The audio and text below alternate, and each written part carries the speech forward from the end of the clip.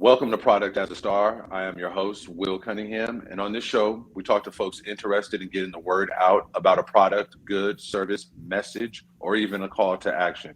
Today's discussion will feature a conversation with Paris Jones. Paris, welcome to the show, man. How you doing? I'm doing fantastic. Glad to be here. Thank you for having me, brother. Appreciate you. Right on, right on. So can we start by you telling us where you are based out of? I'm based in Lynchburg, Virginia, right now. Originally from Palmdale, California, um, which is probably at this point known for Afro Man and my boy Paul George, who plays for the Los Angeles Clippers. We used to have our rivalries and our Yeah. showdowns back in the day. We split the championship my senior year. Shout out to that. So I could say, yeah, the people that we split the championship with, one of them is a leader in the NBA, which is fantastic as he's going on to excel in Wait a sports. minute. I'm going on to have a dad bod. You gotta get used to that, you know. but yeah, but yeah. Yeah. Yeah, that's what's up right there, man. So you do have a secret passion. You used to hoop, man. You still get out there Oh yeah. sometimes? Yeah, I'm out there pretty much every day, you know, trying to keep as much of Okay. the dad weight off, you know. So I gotta be out there daily to maintain this physique. You know what I'm saying? So I'm out there, man. I'm out there. Yeah, for sure, for sure. So now we covered where you were from and how you got to where you're at in Lynchburg, Virginia. Can you talk about some of the pros and cons of your current location and doing music? Um, I think networking is the con as far as doing music here. I think a decision to live here is more based on raising a family. It's California, and specifically the part a part of California I'm from, is a little I don't want to say rougher from the standpoint of crime, but more or less probably some traditions and ideologies and just things like that. It's a little faster paced, and it's a little harsh out there. I call Los Angeles like a shiny New York. Like I feel like New Hmm. Yorkers are very upfront and they let you know what's up. California's not like that. It's a lot of Hollywood talk, a lot of this, a lot of that, um, Hmm. and it's not much. It's smiling your face, but it's like really ugly underneath. And it's a lot of political relationships in the sense of I want to talk to you so our relationship can get me to this place, and that's not a real relationship. And I want to be here to raise a family, but I also want this to be a safe haven for my friends who are dealing in the music industry out in LA. When they get burnt out, they can come here and be in the mountains and in the woods Wow. and chop lumber, chop lumber, shoot deer, climb to the mountaintops, look Yeah, at the sunrise. So right. that's a passion. I appreciate that. Yeah. We was talking a little bit about some of your other passions. You gave us already that you hooped. Is Yeah. there anything outside of basketball that you think may contribute to your art? Um, I love to talk to people. I love to counsel and just be a helping hand any way that I can. I pretty much have dedicated my life to helping people and wanting to see people grow, and wherever the Lord is taking them, I want to help them get there. And uh, you know, just coming out of a season of a lot of like selfishness, which I'm like that is of no benefit. So it's like really just wanting to see people get everything out of this life that they're supposed to. You know, that's something I'm Yeah. passionate Uh, about. I heard you bring up God, and I assume that having a higher power is very important. Hmm. Could you talk about how you feel about the moral landscape a little bit in music, and how you feel about what you kind of see? Well, the moral landscape in music, I think people talk about what makes them feel good, and if we're talking about our community specifically, in the community that I'm from, I understand um, uh, economically, money is going to make you feel good, especially from when you're impoverished. Um, Women Hmm. will make you feel good. You know what I'm saying? Uh, Getting with women and doing what pleases you, um, and also talking about it, status, to let you not all, I'm not doing these things in secret. I'm doing these things publicly because I've been told all my life I wasn't nothing, and Hmm. now I'm something. So I understand it, Mm. but I also believe that as we get older and we mature more, you notice that those things don't really do much of anything for you. Um, and Nas said, "So what's it all worth? Can't take it with you under this earth. Rich men have died and tried, but none of it worked. They just They just rob your grave. I'd better right, be alive and just paid." rob your grave So it's like, you before know, it's history's called. Yeah, it's yeah, yeah. so I understand it, but I think it's a part of it's a vicious cycle because with hip hop being a young man's game, you get to see a lot of times when people make their best records is when they're really young and immature. You don't really see and Hmm. the lifespan in a hip hop career isn't very long either. So when they get older and mature and to like really grow into these things and begin Hmm. to say like, man, I was probably really wrong on that. Uh, the the masses don't care at that point. So the influence is gone. Um, Yeah. so it's a conundrum. Yes, it really is. And it brings us up to us talking about your album. Hmm. I think it's pronounced Zephaniah's Book of Trees, if I'm not mistaken. That's it. Is that Yeah. how you say it? Yeah. And so we're here on Product as a Star, and we're talking to Paris Jones. We're getting to know him as we're about to find out about his music and what he pours into that. And I was hoping that we can start this segment as we, did a little bit of getting to know you. Could you talk about this album that you've released? And more importantly, let's start with talking about the artwork because I found it quite, it jumped out at me and invited me to think more about what's happening Yeah. and what the message of Yeah. your album is. So yeah, I definitely want to pull up the artwork and make sure I get my man's name right. Eric Linton is the one who did the artwork, and he's from Linton Art, and he pretty much like chops down trees. um, Hmm. and I want to know.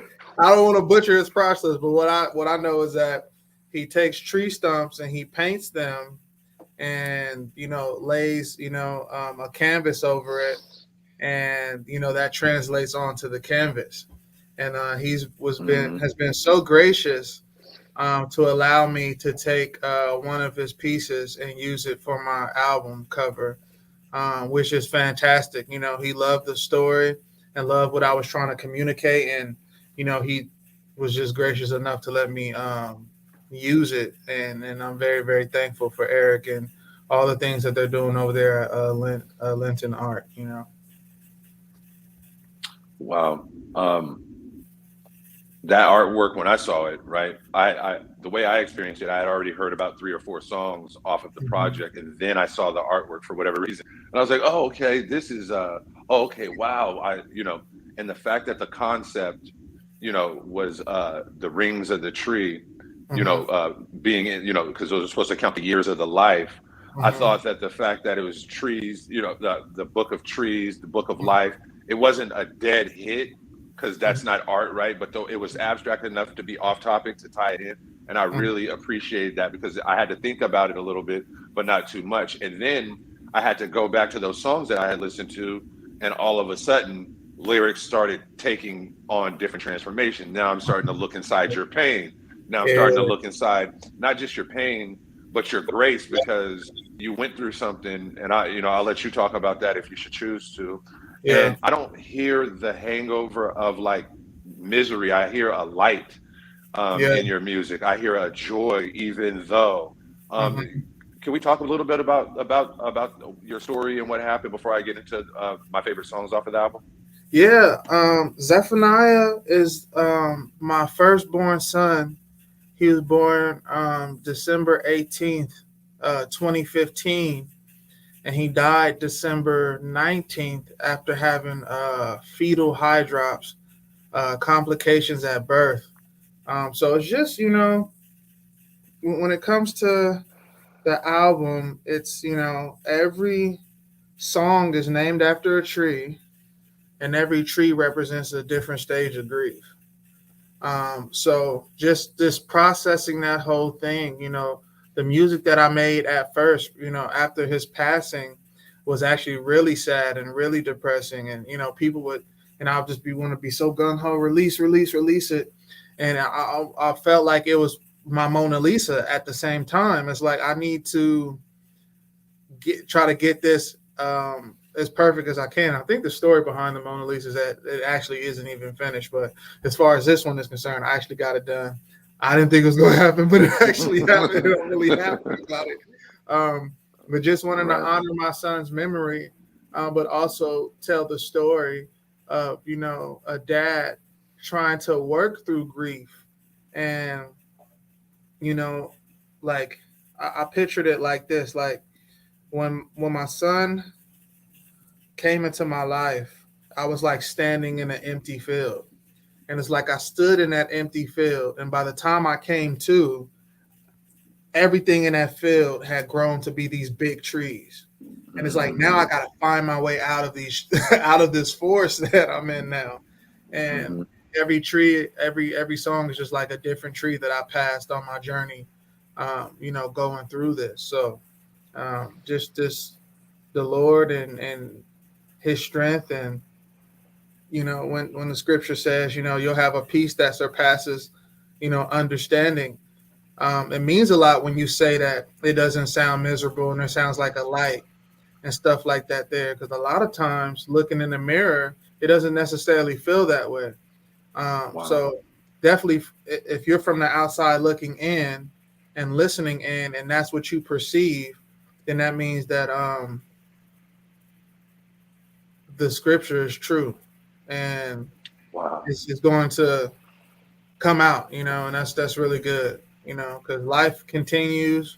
Me and my wife are still together, and we have two beautiful children, 4 and 2, and we're still working through that as we're parenting. So it's like, it's just interesting that, and this is how life is, and this is why people get overwhelmed. It's like sometimes you just feel like you want to be able to be afforded a pause. But it's like you Mm. don't. These kids are growing. They need mommy and daddy. They need us to be 100% there, and that's why you just count on the grace of God to give you the strength, because a lot of days it's still difficult. But we're trucking along and getting through.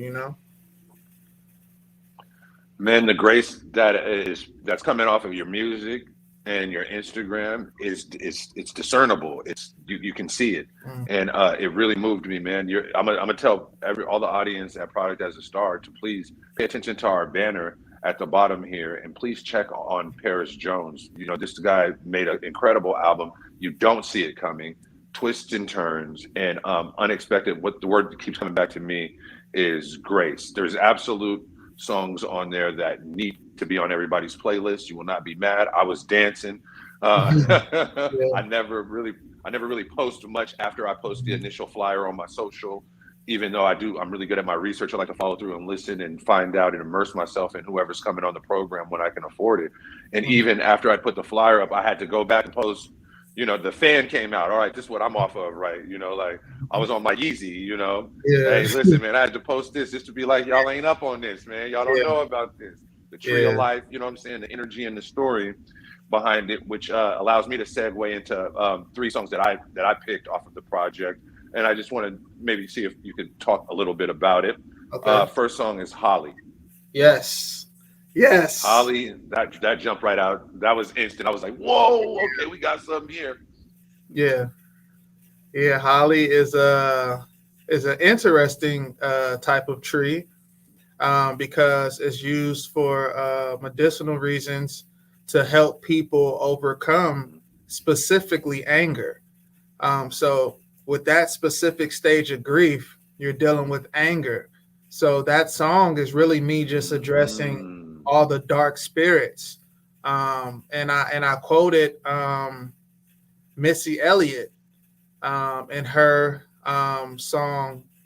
Well, it's layered, but it's like her song "Gossip Folks," and it's really just mine was more about gossip thoughts of me just dealing with Mhm. living and trying to pursue my goals, pursue my passion. So it's like, gotta tell my mouth stop talking if he talking too much. Gotta tell my thoughts stop racing. They ain't walking enough. Gotta tell my legs to moves, Yeah. quit pump faking and stuff. Like, okay, I'm gonna shoot it. No, I'm not. I'm gonna shoot it. No, I'm not. Yeah. My thoughts say Willsy is a Old fizzy popcorn machine. Dezubble Dezush. And that's the same record, the Double Dutch bus that That was she a good. sampled on Gossip Folks. Um, so in the second verse, Okay. I'm like walking So in you a really did peace. the math. So she like, when I walk up in the peace, I ain't even speak. So I said, walk up in the Oh peace. yeah. Yeah. They don't even speak, but yeah, they know That's my name. fire. We were locking just last week. And locking in LA is like, you know what I'm saying? Like, throwing them hands, like walking like I'm chic. Yeah. Uh I was like walking like I'm chic, talking like I'm chic, like Chic Luch at the verses with Dipset. How he came out on stage and he was real bro. Yeah. He was playing. We're Walking like playing. I love the locks. walking like That a was my chic, number one yeah, song for years. yeah. So Yeah. Holly is a story about Hmm. anger, and the second part of Holly just talks about it was all on Friday night. Is that's when he was born, and that's when the complications and had to be transferred to UVA and all that different. It was all on Friday night. And just Lord, please forgive me when I did it for the life. White picket fence, couple kids and a wife. Down for Hmm. 6 years, thought they buried me alive. And that's how it felt since that Friday night. So it's just like, just dealing with the anger of it all and knowing that the Lord, vengeance is his, and Hmm. you want to get mad. And at this point, you're really getting mad at spirits. So it's like you're not really, it's not like it's like an actual or a physical enemy that I could just like load up the load up the Mac 10 and go spray a block. Um, Right. it's really just dark thoughts, depression, anxiety, all the things that get us locked up and bound up, and what the enemy uses to see that we don't fulfill our destiny and what God put us on this earth to do. And it's just trying to battle through those things. Man, it takes a warrior spirit.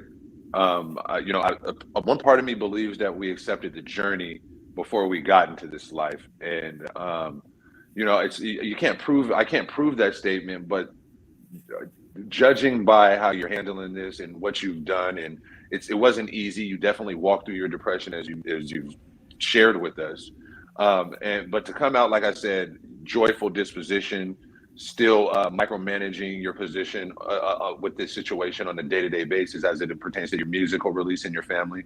It's just something that could be commended, which kind of takes me into the next record that I was curious about, which is the Redbud record. Let's hope you could tell, because I found that record with the transitions.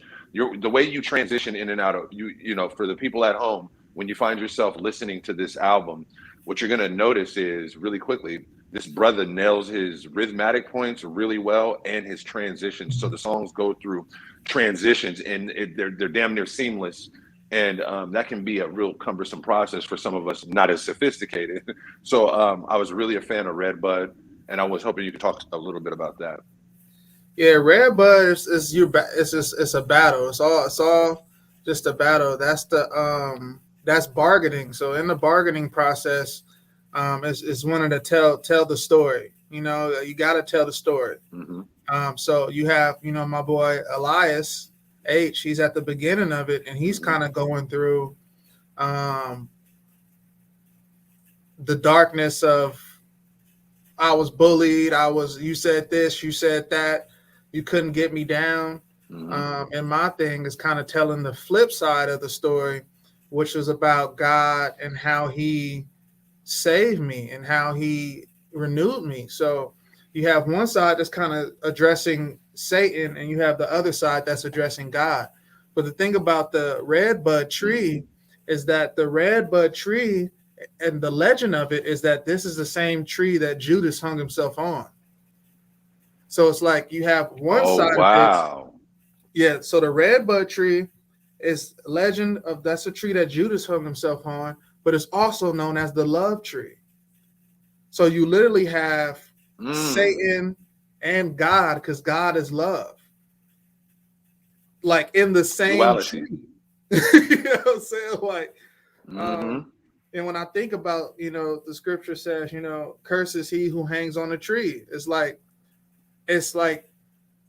the one who betrayed Jesus hung himself on a tree, but for Jesus to bring redemption, he hung on a tree. You know what I'm saying? So it's like this Right. interesting thing. So Elias is talking about his thing, and my thing is this saying like I ain't seen enough love from God.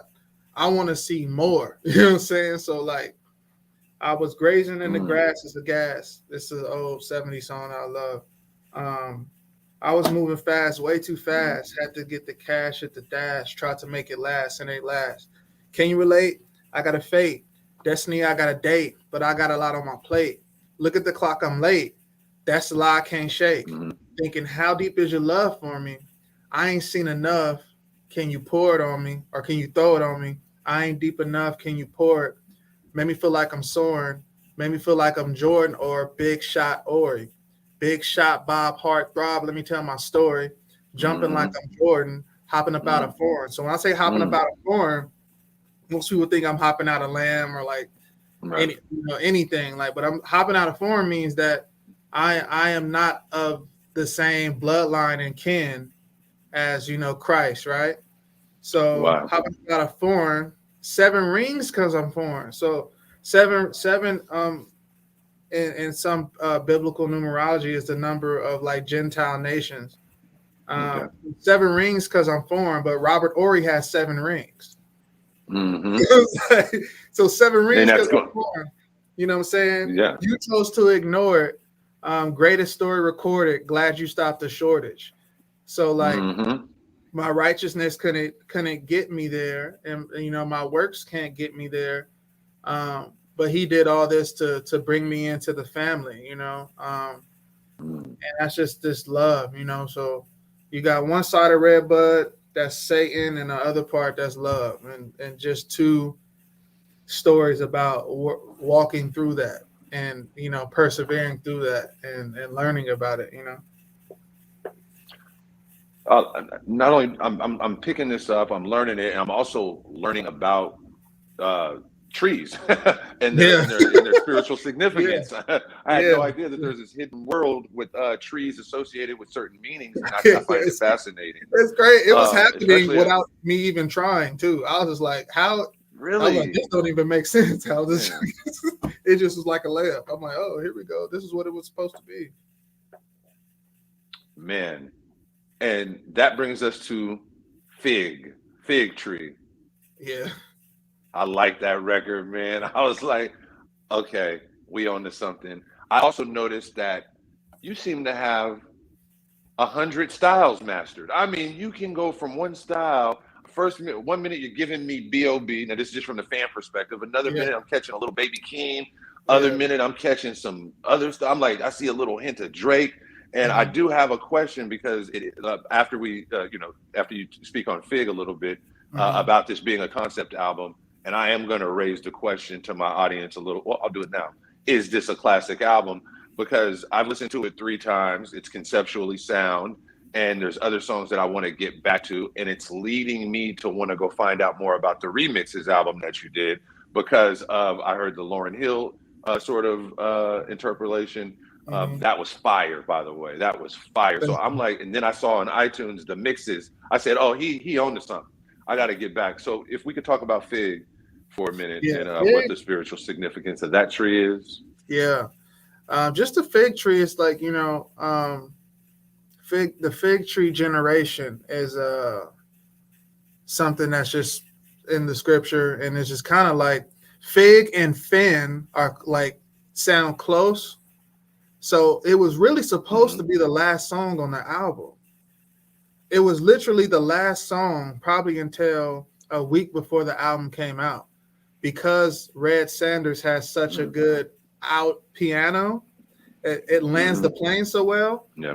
But Fig, that stage is one actually a stage that's not necessarily on the standard stages of grief, but that can be turn the page or it can be helping others. To where I take the attention off myself and Mm-hmm. what I'm going through and just shine it on what other people are going through. And that's just kind of just standing up and just being, whether we're the last generation before, the return of the Messiah, but just really just being who we're supposed to be.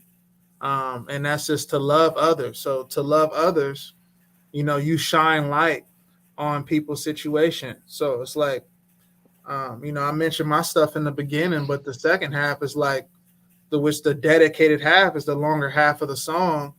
Um, is me spending time talking about what other people are going through. Is that you in that big body Benz? That's a juvenile. You know what I'm saying? From Ha. Mm-hmm. Is that you in that big body Benz? Is that you and a lot doing donuts with your friends? Is that you who mixed the coke in the hand? That's a reference to a Trick Daddy song, In the Wind with CeeLo and Big Boy Mm-hmm. on. I love that song.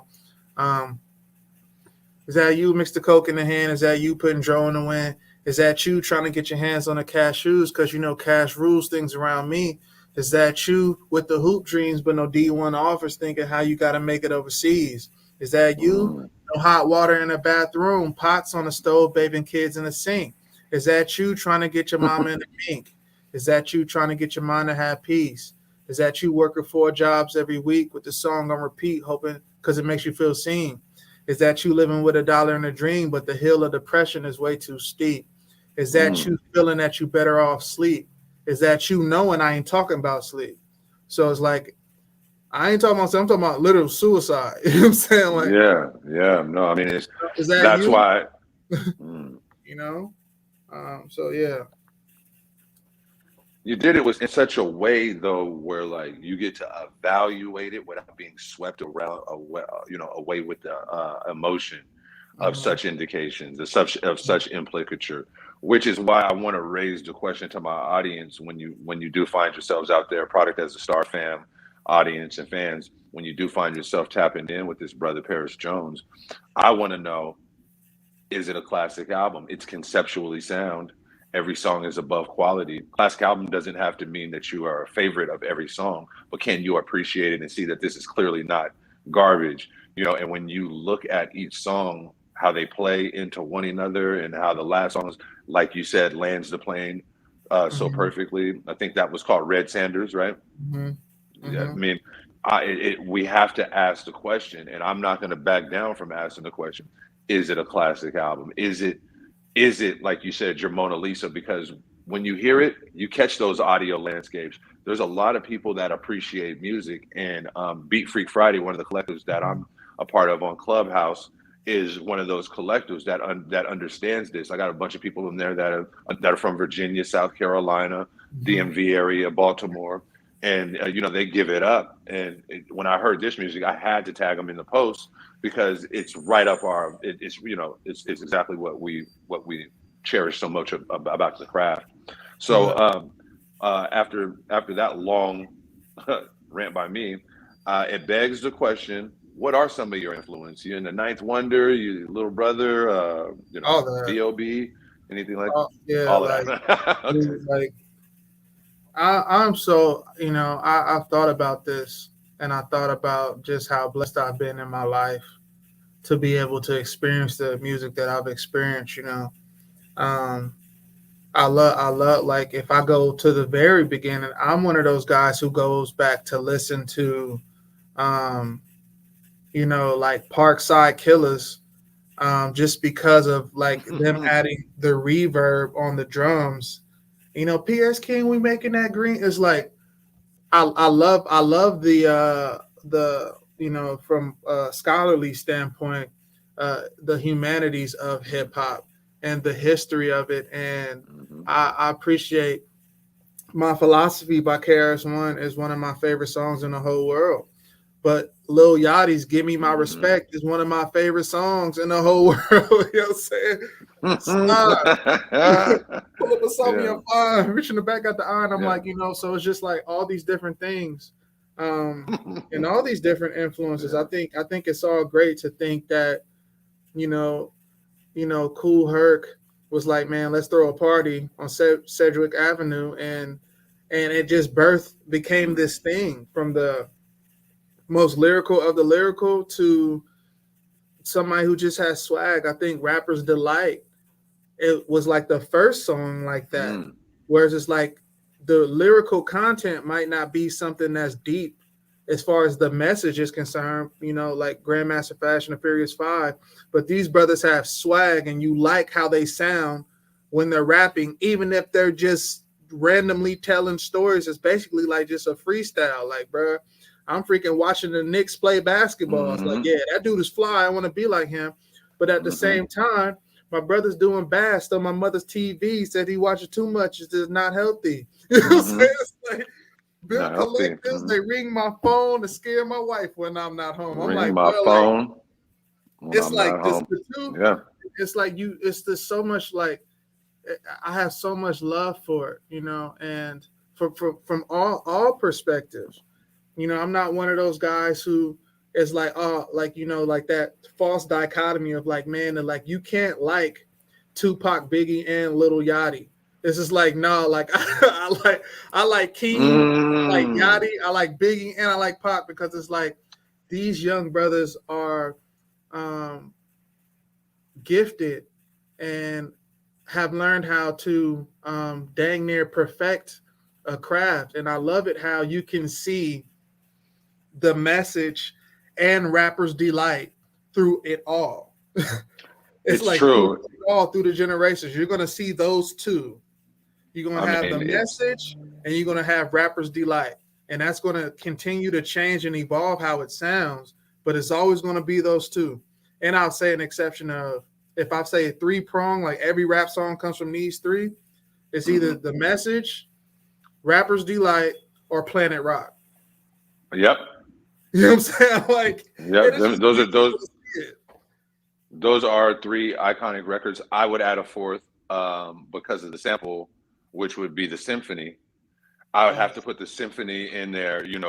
That's yeah. just The da-da-da-dum-dum. cipher. You come on Yeah, with that, and then yeah, all the hitters on there, and yeah, what they went on to do after yeah, that record is yeah. I got to put it up there. But you right on top of your craft with that, and it's actually quite refreshing to have a conversation with somebody who could respect the essence and also bring it to a modern form. Because what can happen so often is we get stuck in our ways, and then we Hmm. get that whole divide and conquer. Them youngsters ain't all da da da da Hmm. da.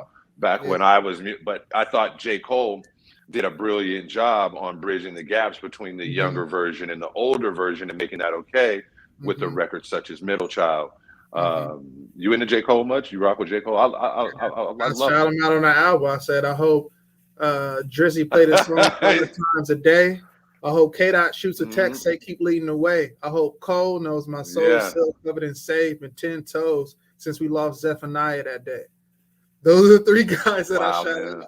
out, because I look up to them as far as, I think my age range and, my generation is concerned. I think those all the guys, and you have so many. You have so many though. Like I'm not gonna say that Cuddy and and Sean and so many. Rhapsody, my homegirl Nitty Scott. So many people are a part of this conversation. But I think as far as like the three goats of this generation would be those three, and I look up to those three, and Yeah. I do truly. You can't, and no one's going to take nothing from Drake. No one's going to take nothing from Kendrick Lamar, and nothing's going to take nothing from. No one's going to take anything from J. Cole. I do have to put Kanye in that stratosphere too, because he's so dynamic but he's with before fashion. them. They're his. Yeah, those guys are his children. But he's still got his foot on their neck, though. He's still got his foot on their neck, competing. But that's with them. Ye. You know what I mean? That's like yeah, that's him. He's. But you could say the same thing about LA Jay too, man. Jay is still, I think, 444 is one of his best records. In my opinion, I love. My thing, you know why? It was a good album. I don't put Jay there in this conversation because Kanye came out after Jay-Z and blew past him.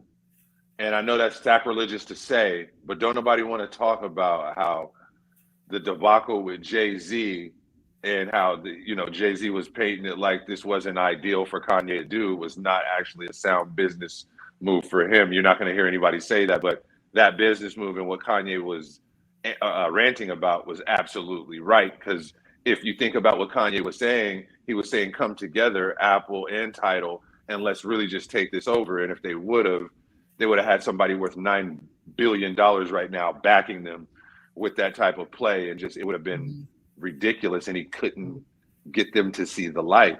No pun intended. It's a great new album. I've been listening to it. I respect your opinion. This album that you got going on. I respect your opinion concerning Jay. I'm gonna say no comment. I'm gonna let you cook. Yeah. Well, I know it's a controversial thing. How I look at some plays from Jay, and I could be honest with this forthcoming. I'm a really big Jay-Z fan. Just some moves that I clearly was like, why would you buy Tidal when you could have came to Silicon Valley, raised that money, not spent any of your money, got it done for a 15th of the price, and you would have had all of the best technological distribution right in Silicon Valley, distributing Tidal. I mean, Google, everybody's right here. Why would you go to the Netherlands and spend $56 million on Tidal? And it didn't make much sense because, especially if you see what happened a couple of years before that, Google bought Android for $52 million. So it's these moves that I go, I think you wanted to get in the game a little too much, and if you would have just kept that thing organic, you could have got it built for free, just using swag. I don't know what's happening behind the scenes. That's what I'm saying. That's what I'm saying. He had to do it the way that he did it, but I'm glad that he did it. Right. Maybe it wasn't ideal, but yeah. Maybe they wasn't trying to let him in over there. We don't know what's going on in Silla, So yeah. So who knows? I'm glad that he did it though. Shout out to Tidal and all that. I'm proud of him too. I'm out of Silicon Valley. I'm a software engineer myself. I have my own software company and I have my own cryptocurrency as well, backed with our proprietary software. I got right now on the software side, we have an $18 million valuation. On the cryptocurrency side, we minted 9 billion coins to power the network, and that valuation is above $20 billion on just the crypto asset. So this show right here is a way for me to meet independent artists because they're going to be number one impacted as a result of the software. So that's why I was really excited to get involved with you. But I've gotten all the way to this point with spending less than $150,000, and I don't have the Yale or the Harvard or any of those backgrounds or the connection or any of the gravitas that a Jay-Z has, but somehow we can make it happen. And that's what I want. That's a part of what I want people to understand too with this product as a Star Show. You know what I'm saying? This stuff is absolutely obtainable if we can get off of some of these disempowering narratives and start focusing on each other, because that's what I like. when we get done after this interview, I want to make concessions to talk to you about how we're going to feature your music in our beta test and get it heard in, hundreds of thousands of cars, millions of cars, because that's where our software is. You'll be able to play your music in a car, and if somebody's in your car listening to it, you'll be able to download it through a private network, and we've dropped the barrier entry to get your music heard to very, very low. So no more gatekeepers. The fans will be choosing the messenger from here on out. That's ridiculous. That's fantastic. Yeah, that's really good. Wow. But that's why I'm excited. That's why I'm excited to have you on the program and to talk about your journey and to talk about sort of like what is it like right now. You have a great product. There's no doubt that it's marketable, right? So what is it like having a product that's good in the streaming area? How are you booked for performances and things like that? Do you have some shows coming up? Is streaming treating you good? Streaming has treated me well, but I think the new space that I've seen, a couple of friends of mine, one is an acquaintance, one is a friend, so I don't want to, play it up to something that is not. But I have a friend in Iman, Europe, and I have someone that I know named Latasha, and I've seen them be really successful in the NFT space and how the value of music is going in the NFT space and in cryptocurrency, and wanting to get into that because I took such a long hiatus. The game has changed a lot, and I've submitted my songs to people, and still trying to do it the way that I've done it in the past. But as far as like art and the value of music, it's coming back, but it's not coming back through the form of streaming, which we only get fractions of a penny. Versus like I've just Iman sold one song last night for $9,700. Now basically 10 G's for one song, split into 25 shares of Ethereum. How you say it? Ethereum? How you say it? Yeah, Ethereum. It's Ethereum.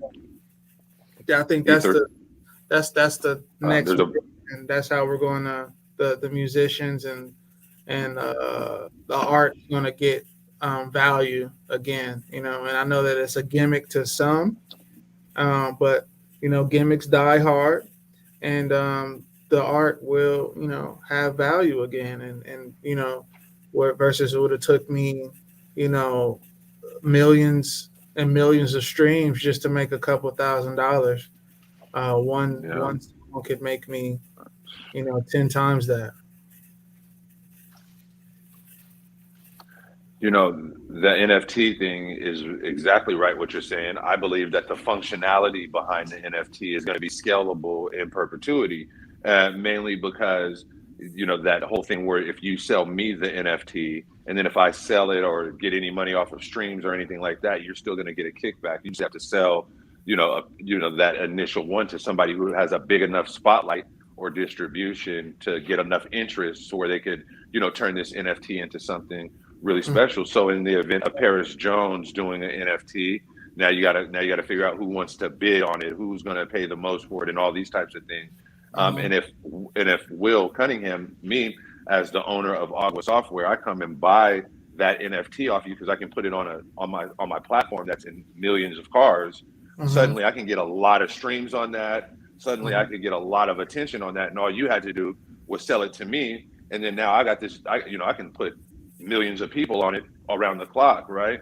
And so boom, you sold it to me, and I'm gonna do all the work. The network's gonna do all the work, and you get a royalty, and you get to maintain everything. And it flips the music industry on its head, because right now it's backwards, right? They sign you to some money and they keep all the back end. But no, you sign. It's almost like you reverse the game with this NFT, and that is very, very exciting, especially when people that have large distribution and a lot of large audiences come in to buy the original art, and they can then turn around and say, I got an exclusive. You're not going to find it on the radio. This is only from Paris Jones.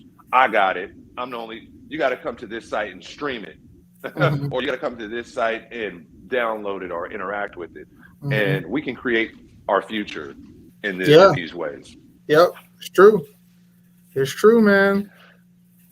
It really is. Well, I tell you what, man, we are running out of time here. I do have some more questions because I could talk to you forever, especially about that beautiful music you made. Thank you, man. How do you keep track of everything, man? How do you keep track of everything? What is everything? Like, well, I wanted to know, do you know you have those projects up on iTunes? You know, Hmm. you have a social media. I Hmm. anticipate you said you brought up something in Europe, and then I anticipate some performances coming in the future. So, as a tool to our audience, we like to give jewels, and we know it can be confusing out there. So, one of the questions I like to ask everybody on the program is, how do you keep track of everything? How do you manage it? Well, I'm one of those guys. Is brutally honest. I don't think that I have managed it the best. I think being independent and trying. I think if you can, I would have a team around. I would tell the artist to have a team around and people who are passionate about your music to help you with some of these things, um, Mm, because you can't do everything, and then you can do everything, but can you do everything 100%? So just right. evaluating that part and just kind of just seeing what kind of what players come in and kind of take hold of some of these things that I've had to as an independent artist kind of do, and to focus Hmm. on and to have more bandwidth in my personal life. And so I try my best, and there's things that I'm good at, there's things that I suck at, there's things that I'm mediocre at. And um so would I Hmm. say I keep up with it? I would say yeah and no. And I'm hoping that changes. um but I think from a Yeah. mental health standpoint, I have to do what's best for me to be a good husband and a good father first. So there are certain Hmm. things that I just have to give to God concerning music and all those different things, and just trust that I'll be in a proper place when the timing is right. Um, but I would Hmm. not sacrifice my marriage and my children for this. Yeah. I have to stand before God one day and give an account about what I did with what He gave me, and He gave me a wife and kids. You know what I'm saying? Like, you know. So I Yeah. Yeah. yeah, Yeah. people say hurt people, right? And I just want to make Hmm. sure that my children aren't out there uh, giving the world wrath because of some of my mishandling.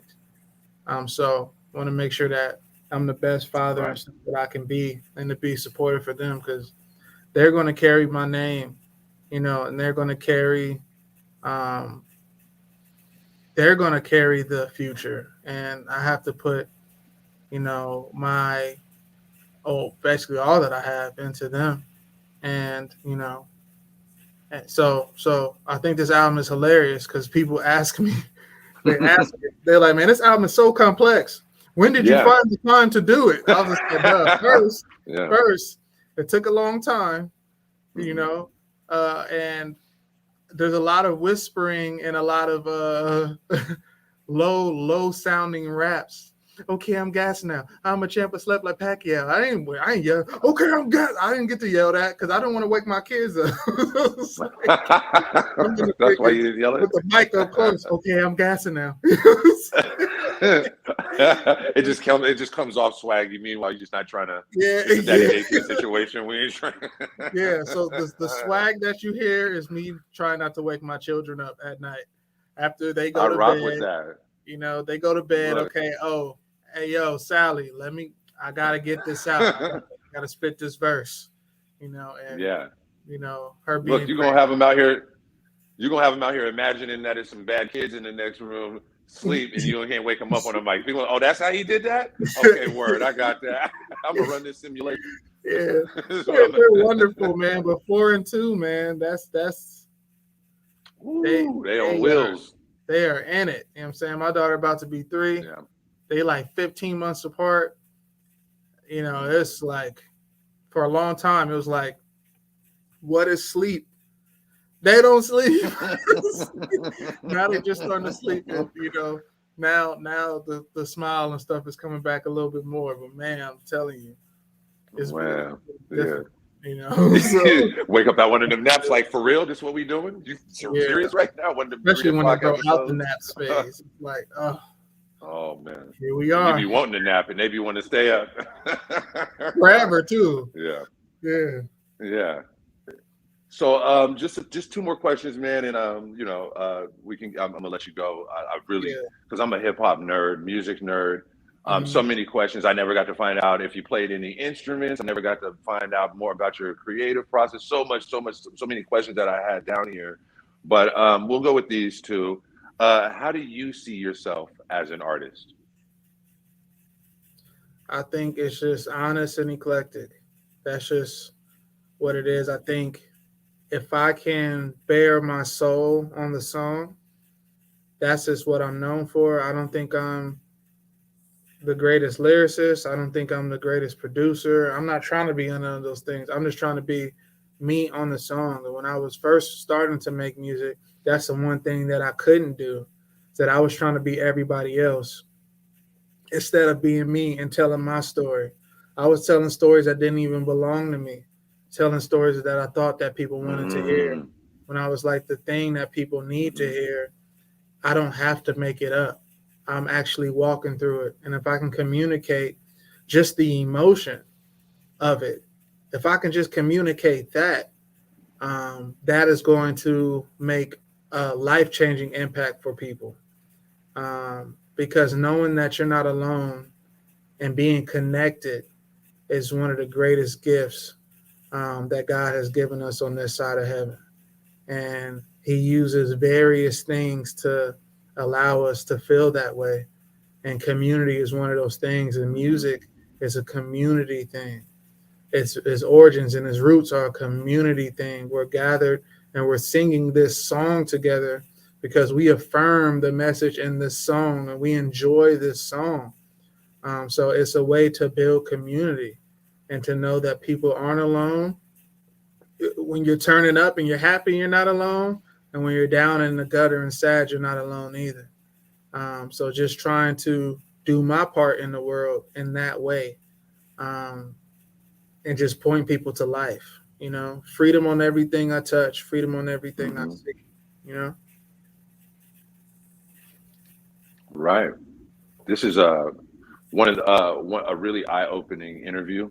One of the more impactful interviews I've done. I really do appreciate you. And the last question that I'm gonna ask is, if you were granted like a wish or a magic wand, and you can put yourself anywhere that you wanted to be in music 5 years, 10 years from now, what would that look like? What would that experience? What would you be experiencing as your, ideal self 5 years from now in music, 10 years from now in music, maybe even 15 years? I just want to impact people as much as I can. Um, so if the platform does get bigger, and it'll be nice, this is business. So at the Hmm. end of the day, this is the music business, and I want to have a successful business. But what is success? So of course, I want it to be a business that's in the black. I want it to have monetary value, right?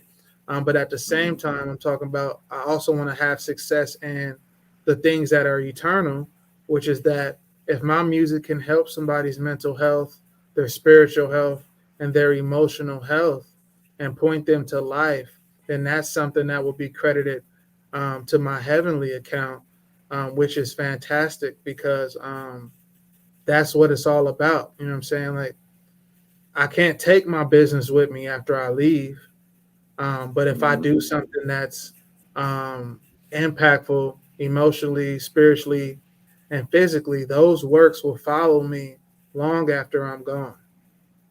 You know what I'm saying? It's like uh, the dude who the Nobel Peace Prize is named after.